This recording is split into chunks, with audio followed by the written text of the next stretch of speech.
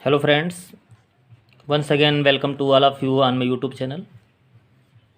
जैसा कि कल हम लोगों ने क्लास 10th के फर्स्ट फ्लाइट बुक से poem number 1 dust of snow पढ़ा था। मुझे उम्मीद है कि आपको वीडियो अच्छे से समझ में आई होगी।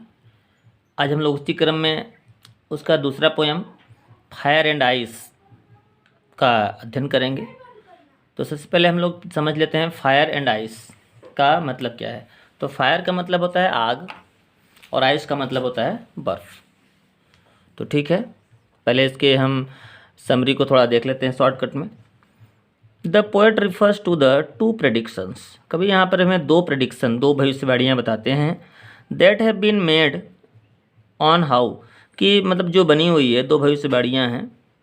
How the world will end, कि इस दुनिया का अंत किस प्रकार से होगा। पोएट के माइंड में दो प्रेडिक्शन हैं कि दुनिया किस प्रकार से समाप्त हो सकती है। सम पीपल से it will and in fire, कुछ लोग कहते हैं कि ये दुनिया जो है आग से ख़त्म हो जाएगी।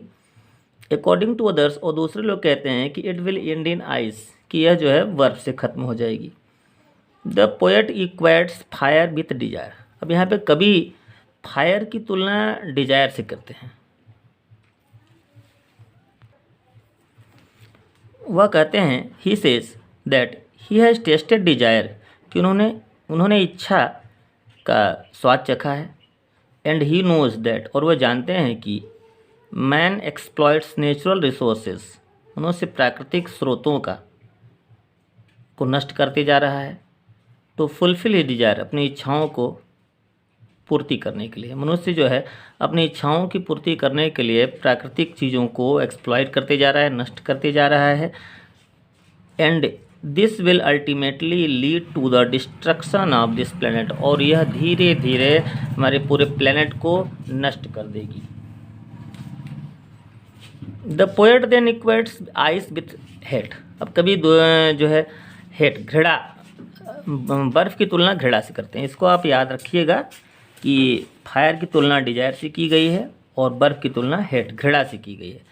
Hatred in the hearts of people, घृणा लोगों के दिल में, लोगों के अंदर जो घृणा है, लोगों के अंदर जो घृणा का भाव है towards their fellow human being, अपने सामान्य मनुष्य लोगों के साथ, will also result in end to this world, यह भी दुनिया के नष्ट होने का परिणाम हो सकता है। लोगों के अंदर की जो घृणा है यह भी दुनिया को नष्ट कर देगी।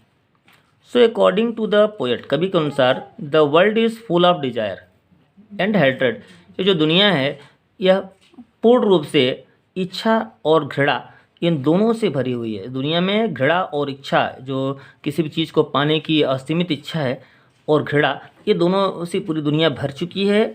Either of this will ultimately cause to the destruction of this earth, इनमें से कोई भी चीज़ दुनिया के नष्ट होने का कारण बन सकती है। इनमें से किसी भी माध्यम से दुनिया नष्ट हो सकती है। चलिए अब हम लोग देखते हैं टेक्स्ट। तो लाइन टू लाइन हम लोग टेक्स्ट देखते हैं। फायर एंड आइस, जैसा कि मैंने आपको बताया, फायर मतलब होता है आग और आइस का मतलब बर्फ़। फायर को डिजायर से कंपेयर किया गया है और आइस को हेट्रेड से कंपेयर किया गया है। सम से, कुछ लोग कहते हैं, द वर्ल्ड विल एंड, यह दुनिया ख़त्म हो जाएगी, द फायर, आग से।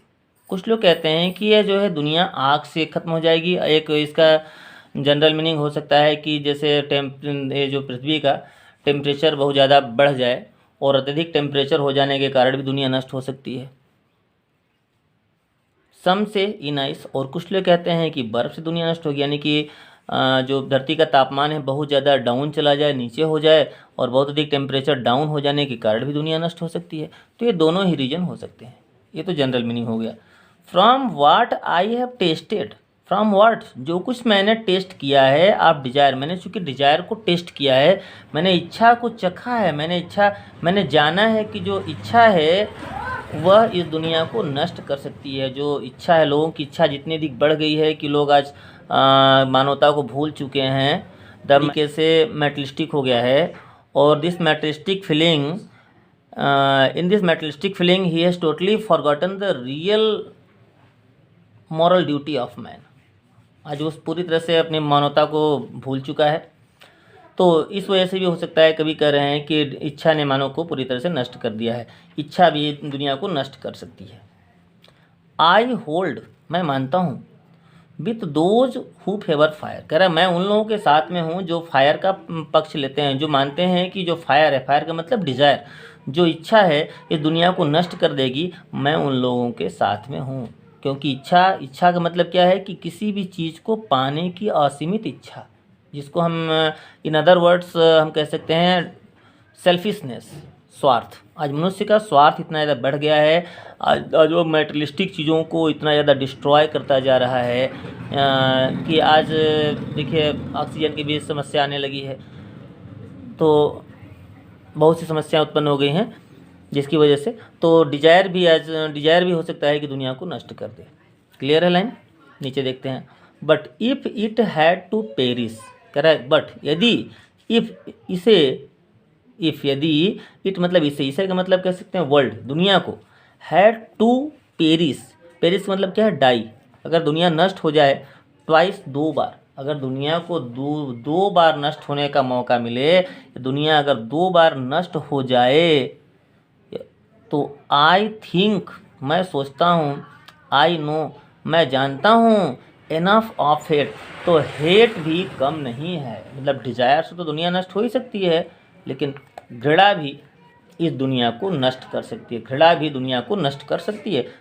टू से, अगर कहा जाए दैट, कि फॉर डिस्ट्रक्शन, विनाश के लिए, आइस इज आल्सो ग्रेट, बर्फ भी कम नहीं है, बर्फ भी बहुत बड़ा है।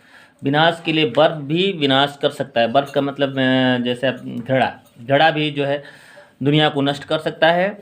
Would and would suffice, suffice का मतलब सफिशिएंट, पर्याप्त, मतलब टू से अगर यह कहा जाए कि फॉर डिस्ट्रक्शन, विनाश के लिए, बर्फ भी यानी घड़ा भी कम नहीं है, घड़ा भी पर्याप्त है। तो यहाँ पे आप कह सकते हैं कि इस दुनिया, एक निष्कर्ष के तौर पे कह सकते हैं कि इस दुनिया को दोनों चीज़ों से डर है, फायर यानी कि डिजायर भी, मनुष्य की बढ़ती हुई जो इच्छाएं हैं किसी चीज़ को पाने की, वह भी इस दुनिया को नष्ट कर सकती है, और आइस मतलब हेट्रेड, घृणा। आज जो मनुष्य एक दूसरे से जो घृणा की भावना है इतना ज़्यादा बढ़ गया है, तो वह घृणा भी दुनिया को नष्ट कर सकती है। तो ये दोनों ही चीज़ें इस दुनिया को नष्ट करने के लिए पर्याप्त हो सकते हैं, इन दोनों ही माध्यम से दुनिया नष्ट हो सकती है। तो इस पोएम में तो बस इतना ही है। अब हम पोएम का रैमिंग स्कीम देखते हैं। तो जैसे देखिए, अब यह आया है फायर, तो फायर को हम जैसे साउंड देते हैं ए, तो फायर की तरह और रैमिंग कहाँ कहाँ आया है, डिजायर, डिजायर को भी हम रैमिंग ए मान लेते हैं। और कहाँ है, यहाँ भी फायर आया हुआ है, इसको भी हम ए कर लेते हैं, ठीक है। और अब इसमें आते हैं आइस, आइस को हम मान लेते हैं बी। और कहाँ कहाँ आइस आया है, यहाँ भी आया है ट्वाइस, इसको भी कर देते हैं बी। और यहाँ भी आया है आइस, इसको भी कर देते हैं बी। सफाइस है, ए भी है बी। और आया है आपका हेट, इसको हम कर देते हैं सी। तो यहाँ ग्रेट आया है, इसको भी कर देते हैं सी। देखें कुछ छूट तो नहीं रहा है, नहीं, अब तो मेरे ख्याल से कुछ भी नहीं छूट रहा है। अब इसकी रैमिंग स्कीम हो गई ए बी सी और बी सी बी, ये इसकी रैमिंग स्कीम हो गई। क्लियर हो गया रैमिंग स्कीम। अब हम इसकी देखते हैं पोएटिक डिवाइस। तो अब पोएटिक डिवाइस सबसे पहले तो हम देखते हैं यहाँ पे पहला पोएटिक डिवाइस हम देखते हैं है एलिट्रेशन। अब एलिट्रेशन कहाँ पे, एलिट्रेशन तो आपको पता है जहाँ पे सेम साउंड, जैसे सेम वर्ड सेम लेटर आते हैं तो उसको हम बोलते हैं एलिट्रेशन। जैसे यहाँ आया सम से आया हुआ है, तो सम से में हम कह सकते हैं कि लिटरेरी डिवाइस। वर्ल्ड विल यहाँ भी आया हुआ है, WW आया हुआ है, यहाँ SS आया हुआ है, तो यहाँ हम कह सकते हैं कि एलिट्रेशन है, एलिट्रेशन हो गया। अब हम देखते हैं एसोनेंस। एसोनेंस क्या होता है? Repetition of Wavell sound in A line. अगर एक ही लाइन में वावेल साउंड की रिपीटेशन हो रही है तो उसको हम बोलते हैं एसोनेंस। अब एसोनेंस कहाँ से आया है? लिखा होल्ड दोज हु फेवर, सब में ओ का प्रोनाउंसिएशन आ रहा है, तो यहाँ आपका हो गया एसोनेंस। क्लियर है? इसके बाद हम देखते हैं तो एक होता है एनाफोरा। एनाफोरा क्या होता है? जैसे इस सेम मीनिंग के अगर एक से अधिक वर्ड आ जाते हैं तो उसको हम बोलते हैं एनाफोरा। जैसे यहाँ आया है सम से, यहाँ भी आया है वही सेम मीनिंग के साथ, यहाँ भी आया है सम से, तो ये दोनों का मीनिंग सेम है, तो इसको हम कहेंगे एनाफोरा। ये तीसरा यहाँ पे आपका फिगर ऑफ स्पीच आया। अब चौथा फिगर ऑफ स्पीच हम देखते हैं पर्सोनिफिकेशन। ये जो फायर एंड आइस आया हुआ है ये खुद अपने आप में पर्सोनिफिकेशन होता है। पर्सोनिफिकेशन क्या है? तो lifeless objects and abstract ideas और thought as persons having life. इसमें नॉन लिविंग थिंग्स को एक लिविंग बीइंग के रूप में दिखाया जाता है। जैसे फायर, अब फायर चूँकि नॉन लिविंग है, ये कैसे डिस्ट्रॉय करेगा? लेकिन यह बताया कि नहीं, फायर भी डिस्ट्रॉय कर सकता है वर्ल्ड को। आइस भी नॉन लिविंग है, लेकिन यह बताया कि आइस भी वर्ल्ड को डिस्ट्रॉय कर सकता है। तो ये दोनों जो है पर्सनिफाइड किए गए हैं एज ए लिविंग बीइंग, तो ये पर्सनिफिकेशन हो गया। एक आपका यहाँ पे और आया हुआ है फिगर ऑफ स्पीच इंजेम्पमेंट। इंजेम्पमेंट क्या होता है? इंजेम्पमेंट मैंने पिछले डस्ट ऑफ स्नो में बताया था कि अगर कोई लाइन जैसे यहाँ पे एंड हुई without comma, without any punctuation mark, और फर्स्ट लाइन के बाद सेकंड लाइन में आ गए, कोई पंक्चुएशन मार्क नहीं है। थर्ड लाइन से हम फोर्थ लाइन में आ गए विदाउट पंक्चुएशन मार्क। इसके बाद हम यहाँ पे आ गए सिक्स लाइन से सेवन लाइन में आ गए विदाउट पंक्चुएशन मार्क। 7 से 8 में आ गए विदाउट पंक्चुएशन मार्क। तो यहाँ पे मेरा हो गया इंजेम्पमेंट। ये आपके 5 फिगर ऑफ स्पीच इसमें आए हुए हैं। एलिट्रेशन, एनाफोरा, एसोनेंस, इंजेम्पमेंट और पर्सोनिफिकेशन, ये 5 चीज़ें आए हुए हैं। तो बच्चों इस तरह से आपका यह फायर एंड आइस का चैप्टर कंप्लीट होता है। अगर आपको चैप्टर में कहीं से भी कोई दिक्कत हुई हो समझने में तो आप कमेंट बॉक्स में ज़रूर कमेंट करें।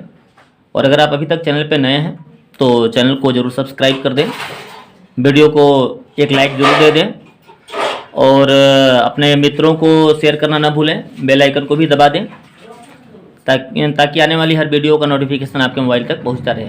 धन्यवाद।